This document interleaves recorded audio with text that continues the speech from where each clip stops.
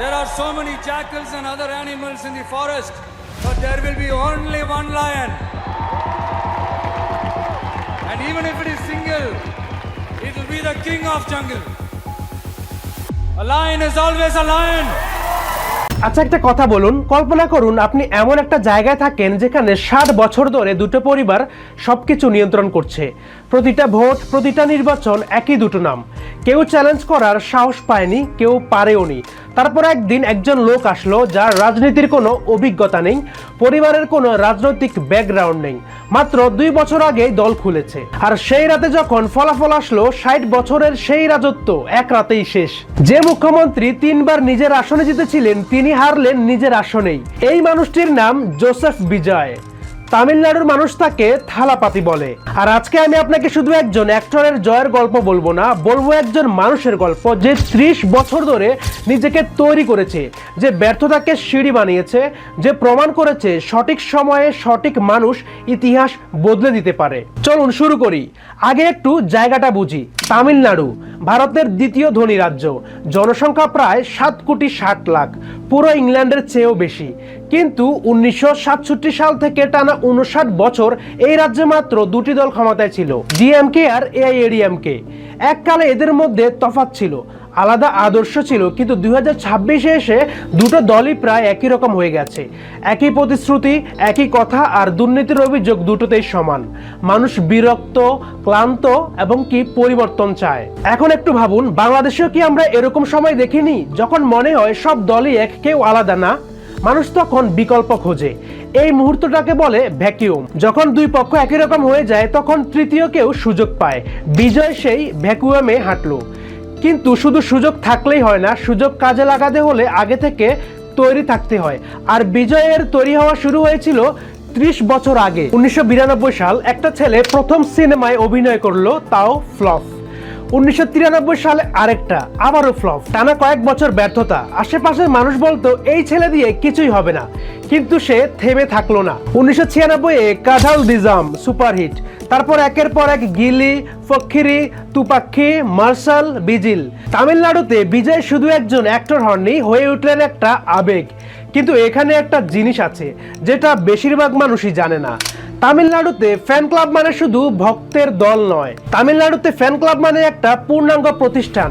এখানে প্রেসিডেন্ট আছে, ট্রেজারার আছে, জেলাভিত্তিক ইউনিট আছে, মেম্বারশিপ কার্ড আছে, বার্ষিক সভা হয়, অনেকগুলো লিগ্যাল ট্রাস্ট হিসেবে নিবন্ধিত। বিজয়ের সিনেমা আসলে ফ্যান ক্লাব পুরো হল বুক করে, রক্তদান শিবির করে, বন্যায় খাবার বিতরণ করে। আমাদের দেশে যখন কোনো স্টারের সিনেমা আসে, ভক্তরা হলে যায়, এনজয় করে, বের হয়ে আসে। কিন্তু তামিলনাড়ুতে এই ফ্যান ক্লাবগুলো সমাজসেবা সংগঠনের মতো কাজ করে। 2024 সাল নাগাদ বিজয়ের 85,000 ফ্যান ক্লাব ছিল তামিলনাড়ুর প্রতিটি জেলায় এবং কি প্রতিটি এলাকায়।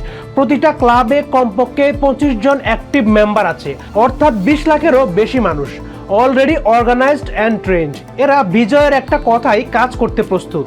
এখন বলুন, একটা রাজনৈতিক দলের এই জিনিস তৈরি করতে কত বছর লাগে, কত কোটি টাকা খরচ করে? বিজয়ের কাছে এটা আগে থেকেই ছিল। সে শুধু 2024 সালে এটাকে রাজনৈতিক দল হিসেবে রেজিস্টার করলো। ফ্যান ক্লাব প্রেসিডেন্ট হলো ডিস্ট্রিক্ট কোঅর্ডিনেটর, ভক্তরা হলো ক্যাম্পেইনার, রক্তদান শিবির হলো ইলেকশন র্যালি। এখান থেকে প্রথম শিক্ষাটা নিন, সফলতা রাতারাতি আসে না, কিন্তু যে প্রতিদিন নিজেকে তৈরি করে সুযোগ আসলে সে সবার আগে থাকে। বিজয় জানতোই না যে একদিন রাজনীতিতে আসবে, কিন্তু সে প্রতিদিন মানুষের পাশে ছিল, আর সেটাই তাকে সবচেয়ে বড় সমর্থন জুগিয়েছিল। এতক্ষণ তো ভালোই যাচ্ছিল, এবার আসি সেই মুহূর্তে যেখানে সবকিছু শেষ হয়ে যেতে পারত।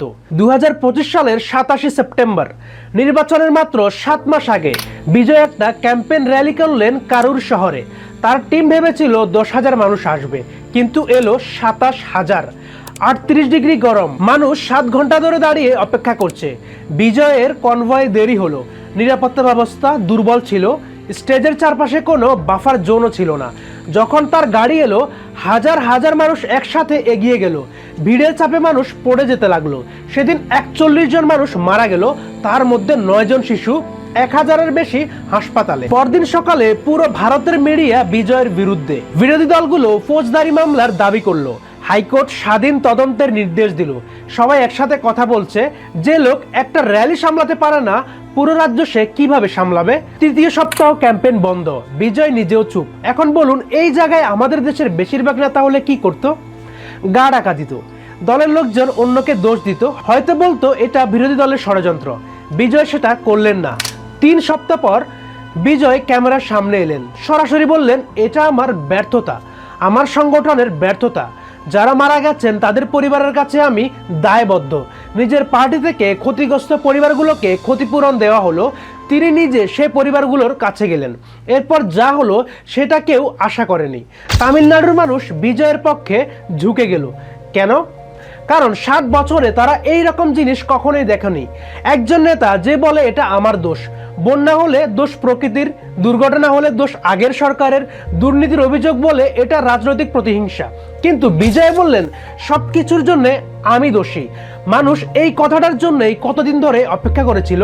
এখানে একটা কথা বলি, শুধু রাজনীতিতে না, জীবনের যে কোনো জায়গায় এই জিনিসটা কাজ করে। ইলন মাস্ক যখন টেসলা প্রথম গাড়ি ব্যর্থ হলো, তিনি বললেন এটা আমার ভুল। জেফ বেজোস যখন অ্যামাজনের বড় একটা প্রোডাক্ট লঞ্চ ফ্লপ করলো, তিনি পাবলিকলি দায় নিলেন। দায় নেওয়া দুর্বলতা না, দায় নেওয়াটা সবচেয়ে বড় স্ট্রেংথ।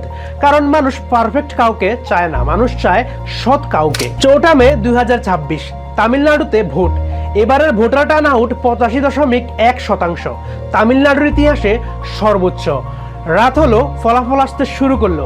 বিজয়ের দল টিভিকে পেল 108টি আসন, মোট 234 আসনের মধ্যে 35% ভোট। একটু তুলনা করি, 1977 সালে এমজিআর, তামিলনাড়ুর কিংবদন্তি অভিনেতা, যিনি প্রথমবার রাজনীতিতে এসে জিতেছিলেন, তিনি পেয়েছিলেন 33.5% ভোট। সেই রেকর্ড 49 বছর ধরে কেউ ভাঙতে পারেনি। বিজয় প্রথম চেষ্টায় ভেঙে দিলেন।